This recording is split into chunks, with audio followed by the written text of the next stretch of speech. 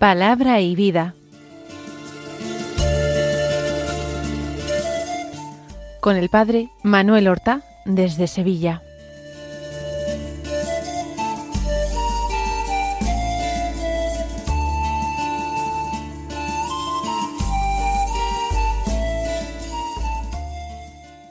En el nombre del Padre, y del Hijo, y del Espíritu Santo. Amén. Alabados sean Jesús y María. Muy buenos días, queridos amigos y oyentes de Radio María y seguidores de este programa Palabra y Vida, que realizamos, como cada día, el sábado de la tercera semana de Pascua. Este sábado es 10 de mayo, y la Iglesia española celebra la memoria de San Juan de Ávila, patrono del clero secular o diocesano español, un santo que nació en Almodóvar del Campo, en Ciudad Real, en 1499 o 1500, no es exacta la fecha de su nacimiento, y que murió en Montilla, en Córdoba, el 10 de mayo de 1569. Fue un gran apóstol que desarrolló su actividad principalmente en el sur de España, por lo que ha sido llamado apóstol de Andalucía. Trabajó por la renovación de la Iglesia, escribió cartas, sermones, obras, alguna de ellas tan importante como el Audifilia, una guía de vida espiritual, y fue el que escribió también unos memoriales para el Concilio de Trento.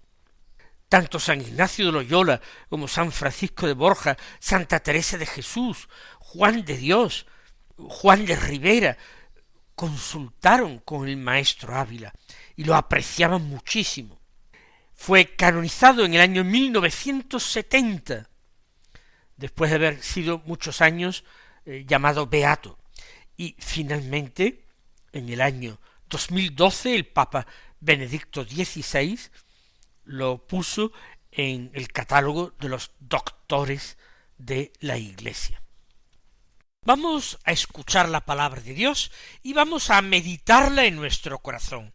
Vamos a seguir con la lectura continuada del Evangelio de San Juan, concretamente del capítulo 6 de San Juan, en el que venimos escuchando el discurso de Jesús, el discurso del pan de vida tenido en Cafarnaúm.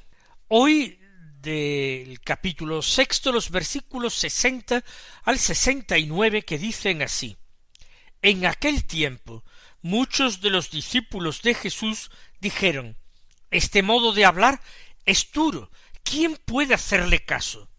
Sabiendo Jesús que sus discípulos lo criticaban, les dijo: ¿Esto os escandaliza?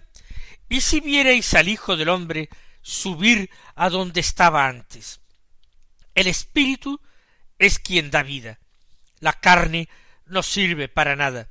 Las palabras que os he dicho son espíritu y vida. Y con todo, hay algunos de entre vosotros que no creen. Pues Jesús sabía desde el principio quiénes no creían y quién lo iba a entregar. Y dijo: Por eso os he dicho que nadie puede venir a mí si el Padre no se lo concede. Desde entonces muchos discípulos suyos se echaron atrás y no volvieron a ir con él. Entonces Jesús les dijo a los 12: ¿También vosotros queréis marcharos? Simón Pedro le contestó: Señor, ¿a quién vamos a acudir? Tú tienes palabras de vida eterna. Nosotros creemos y sabemos que tú eres el Santo de Dios. Jesús ha anunciado que Él va a darles el pan del cielo, un pan que es superior al pan que les dio Moisés en el desierto.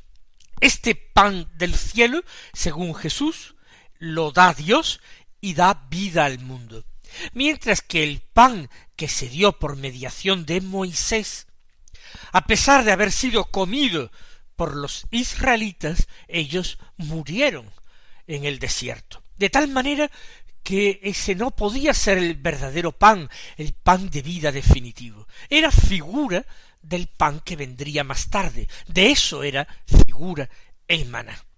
Pero cuando el Señor ha concretado y explicado que ese pan que les va a dar a comer es su cuerpo, y ha aclarado que su cuerpo es su carne y su sangre, con esa literalidad, con ese sentido de materia, carne y sangre, no se trata de un pan que es alimento, en el mismo sentido que es alimento para nuestras almas la palabra de Dios. No, esto es una verdadera comida y verdadera bebida.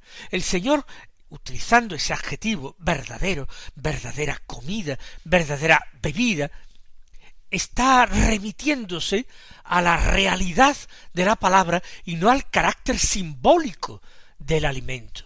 Mi cuerpo es mi sangre y mi carne. Eso es el alimento de vida eterna. Evidentemente estas palabras no podían ser comprendidas.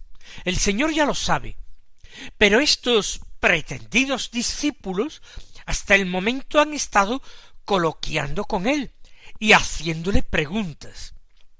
¿Por qué no ahora continuar el diálogo? ¿Por qué no seguir haciendo preguntas y pedirle una explicación de cómo eso era posible?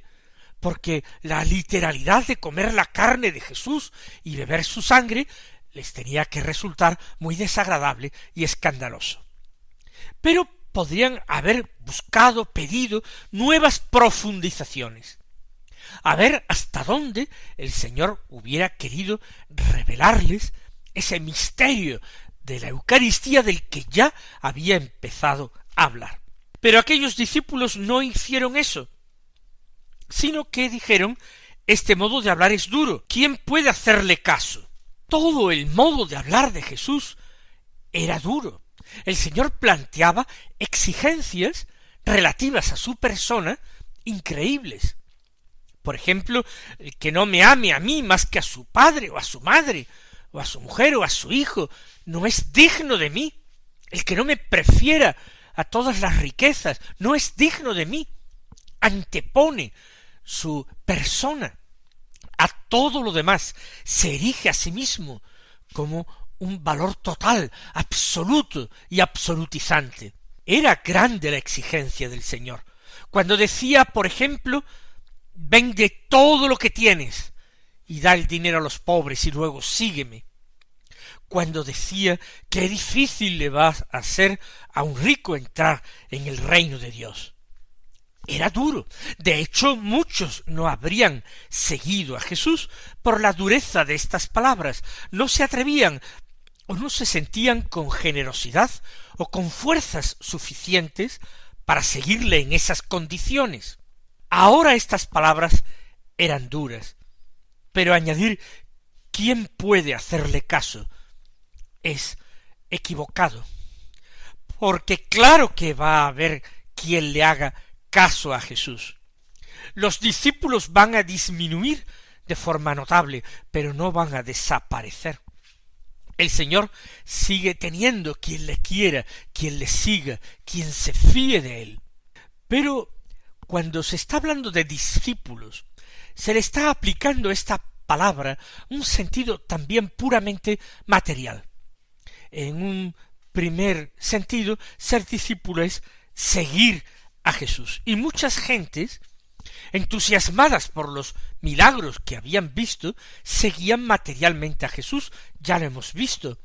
Atravesaron en lanchas a la otra orilla buscándole, lo buscaron hasta que dieron con él, lo encontraron, y luego para preguntarle cuándo has venido aquí, cómo has llegado hasta aquí.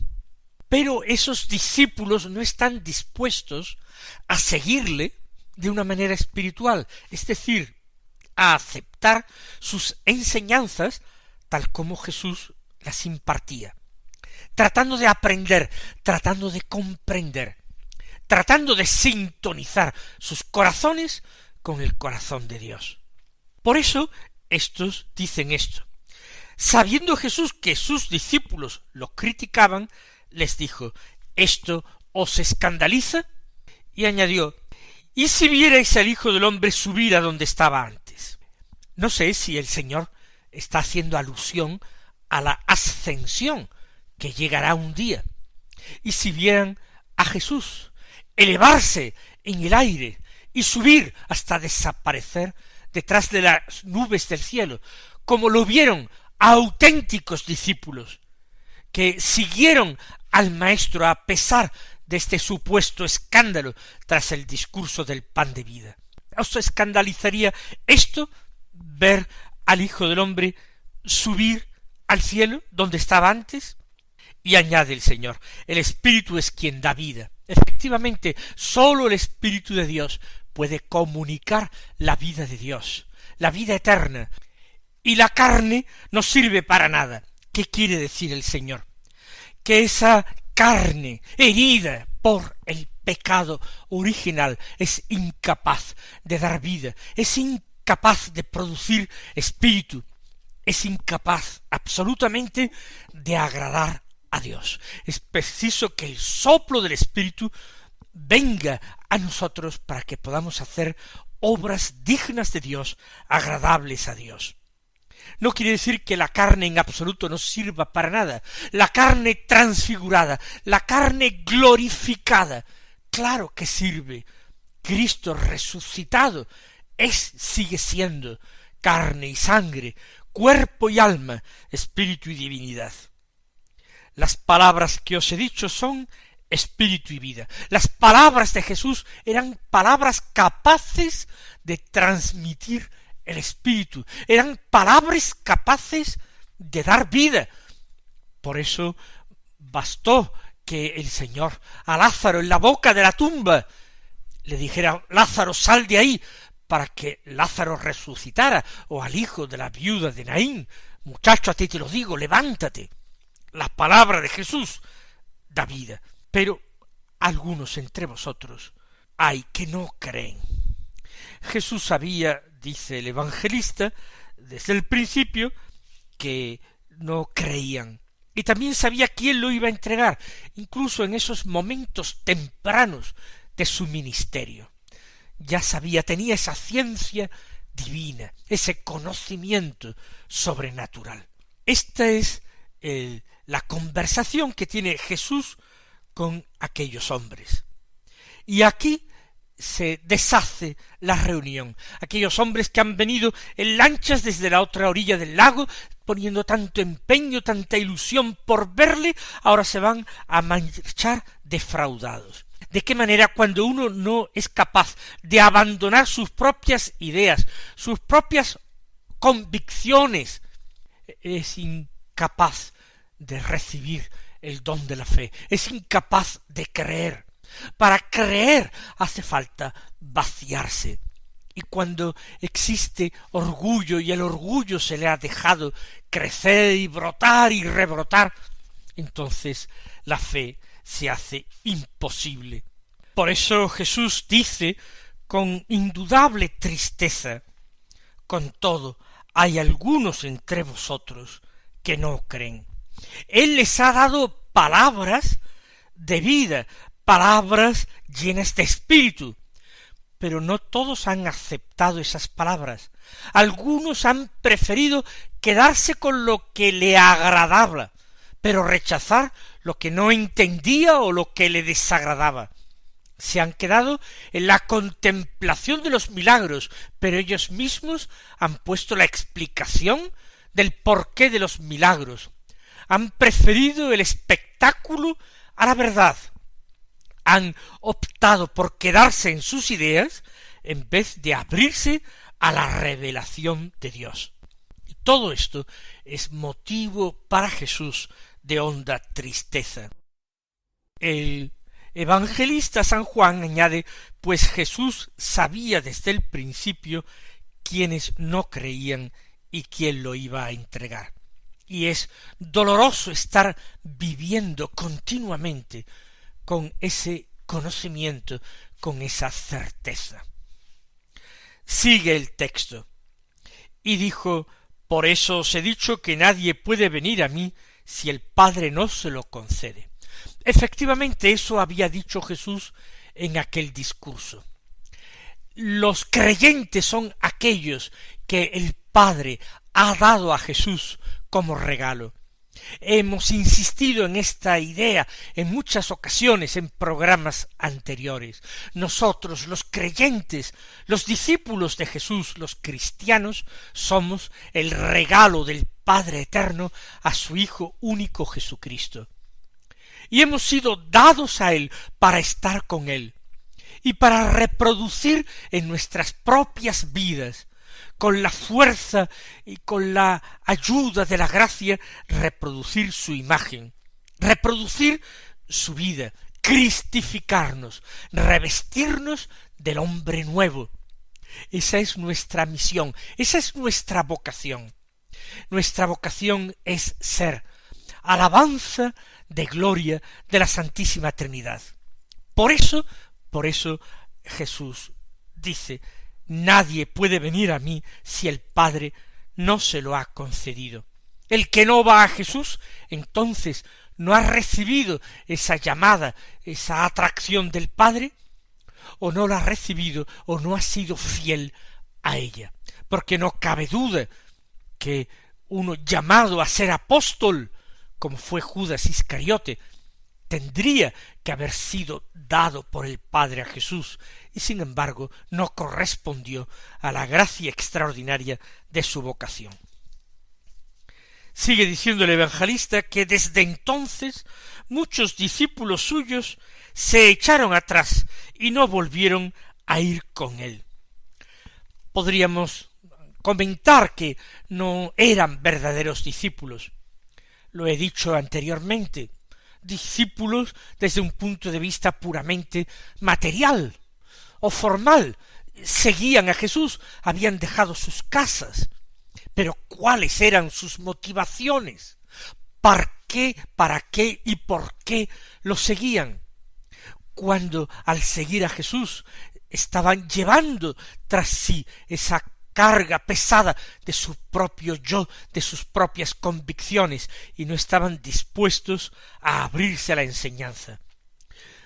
¿Cuántos hombres de hoy día, incluso me atrevería a decir que cuántos cristianos, tienen sus ideas y no aceptan la fe de la Iglesia, porque no quiere nada que les sea impuesto, no quieren nada que los sobrepase, no quieren nada que no comprendan, y tratan de pasar por el tamiz de su razón todas las cosas, y lo que no entre, lo que no cuele, lo rechazan, y así se quedan en creencias puramente humanas, y así tienen y practican en ocasiones un cristianismo que es pura creencia humana, pura ideología, pero no es la doctrina de salvación, no es la revelación que Jesús vino a transmitir de parte de Dios. Muchos se echaron atrás, no volvieron a ir con él, prefirieron quedarse en sus casas, prefirieron recuperar lo que en un primer momento habían dejado para seguir al Señor. No podemos evitar sentir pena por todos estos, que estuvieron tan cerca, que vieron con sus ojos al Dios encarnado, que pudieron tocarlo con sus manos, y que a pesar de todo se dieron la vuelta y no volvieron a ir con él. ¡Qué misterio insondable!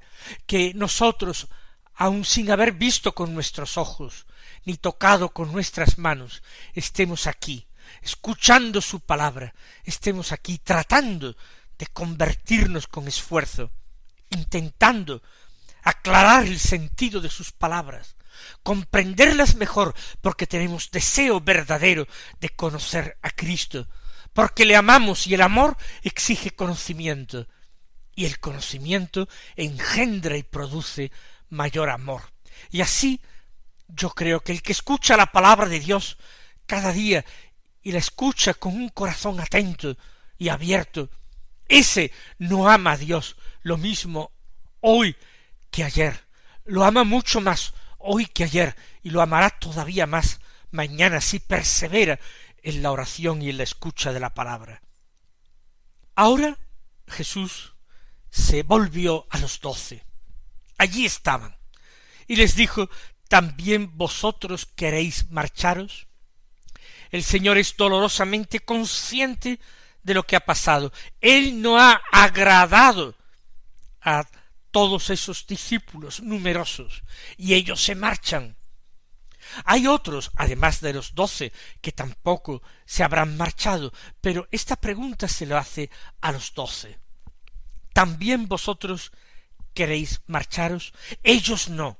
Nosotros, por infinita misericordia de Dios, tampoco queremos marcharnos, pase lo que pase, aunque nos cueste mucho este seguimiento, aunque se nos haga duro, aunque el mundo moderno nos presente tentaciones que para las fuerzas humanas serían invencibles y trate de infundir en nosotros el temor o el hastío. Nosotros, como los apóstoles, no queremos abandonar a Jesús. Simón Pedro toma la palabra. Como un día Simón Pedro lo confesó en Cesarea de Filipo: tú eres el Mesías, el Hijo de Dios vivo. De nuevo, Pedro se va a erigir en portavoz de sus compañeros. Es llamativo como siempre en el Evangelio él toma la palabra, él precede a los demás en la palabra y en la acción. Él es el primero que llega a la tumba, es el primero que entra en ella. Pedro es el primero que se arroja al mar de cabeza y nadando se acerca a la orilla para llegar el primero a Jesús.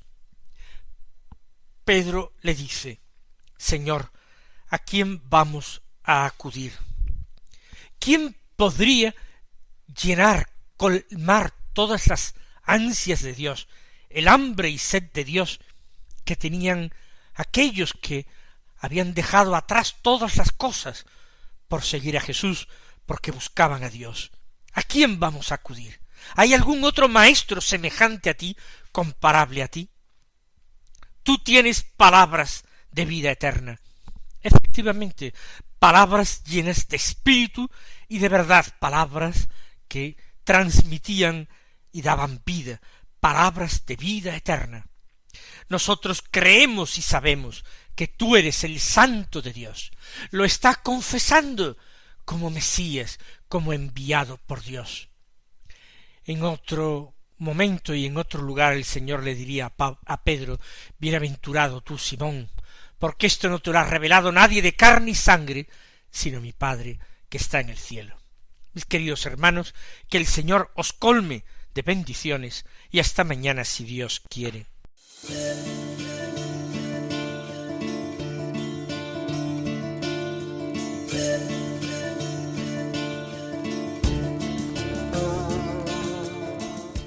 Han escuchado en Radio María Palabra y Vida, un programa que dirige el Padre Manuel Horta.